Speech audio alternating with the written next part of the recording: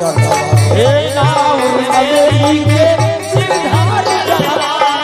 नाऊ तवेली के सिर धारू डलवा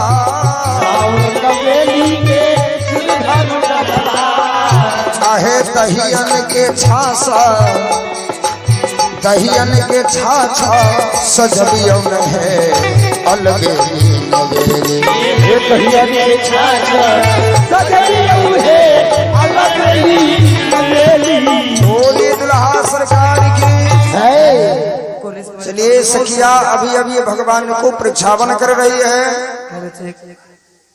जितने भी माताएं बहन हैं इस पंडाल में उपस्थित हैं सारे लोग सुबह सुबह बोलेंगे और ये आ गए अप्पू टेंट हाउस कटाई निवासी जिनके सौजन से भगवान के प्रक्षालन विधान में 201 रुपया प्रदान किए जिनका प्रोपराइटर उमेश शाह जय हो। सुनो सजनी हमार है दुल्हा आयल छाथिन द्वार की भीड़ लागल हाला डाल लियो नहीं संभाल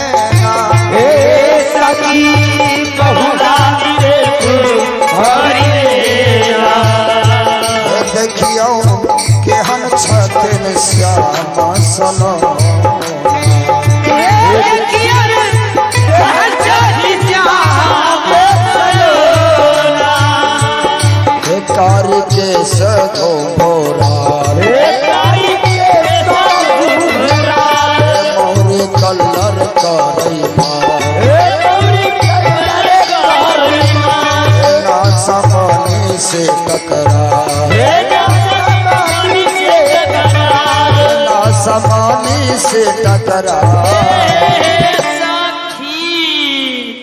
ए दुल्हा सरकार के ये जे नाक में जे हुलकी जे लटकल जे छै से तो हुलकी मारै छो दुल्हा के हुलकी नहीं छी ना समनी छे। और देखो सरकार के प्रक्षालन विधान में परम आदरणीय श्री रिखन दास जी कटाई उफरौली निवासी जिनके सौजन से पूरे 555 रुपया प्रदान हुआ। एक बार जोरदार ताली बजा देंगे सारे आदमी। बोले उफरौली ग्राम के बरहम बाबा के कथी कहलिए ना ई बुलकी तो हुलकी मारै छो ए भूटान वाली। हाँ ये पाहुन सरकार के माथ पर सोने के मोर है विशाल लीलाट पर केसर के चंदन है पैर में महावर है अंग में पीतांबरी वस्त्र है नाक में नासा मणि है ओई नासा मणि है हमरा तो लागल दुल्हा के हुलकी नासा मणि से टकरा लाखी लाख हिया मोरा से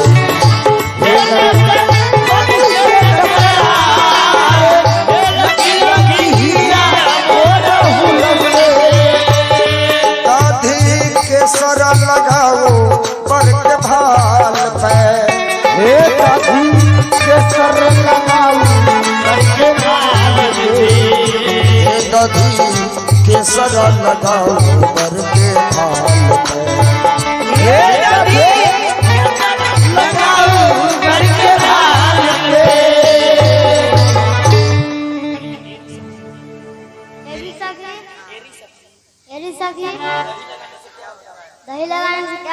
आहिरे तोरी बहिनी के की दे दुल्हा का दूध कटूर लेखा बजाइया से बात नहीं चीनी तनी देखा बजाइयो तन्नक से बजियो न सरकार।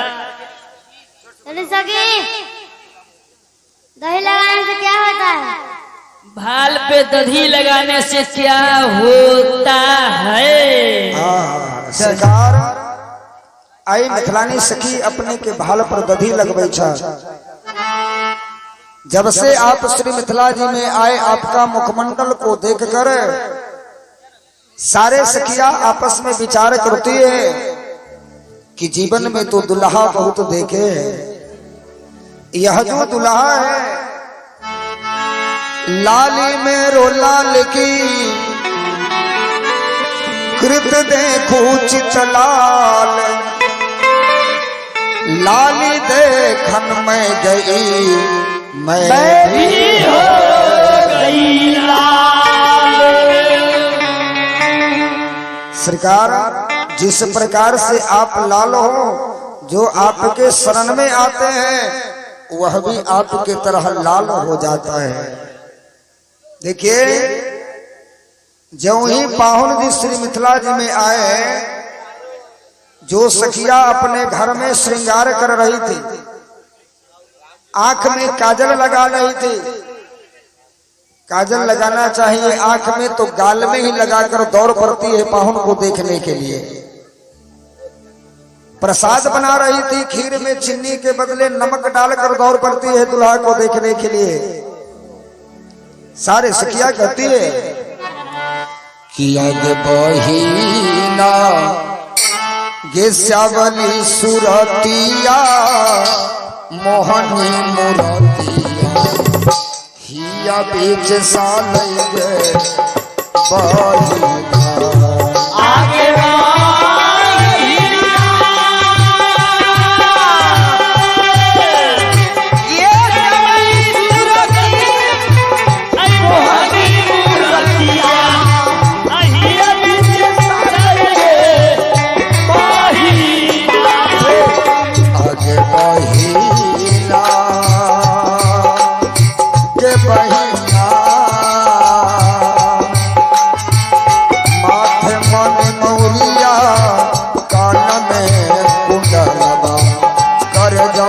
सालई गे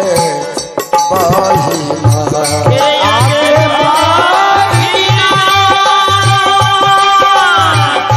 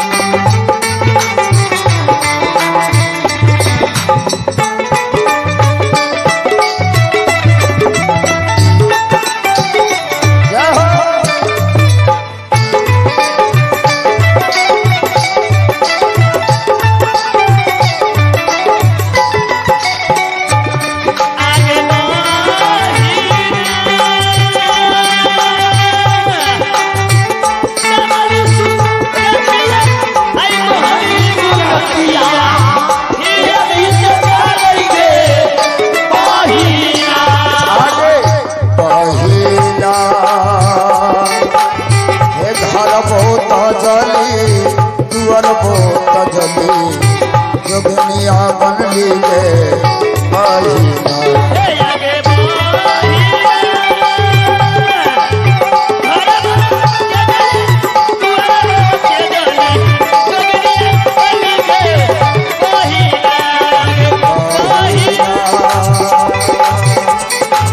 घर बोत जली दुआर बोत जली जोगनिया बनली गे बहिना आगे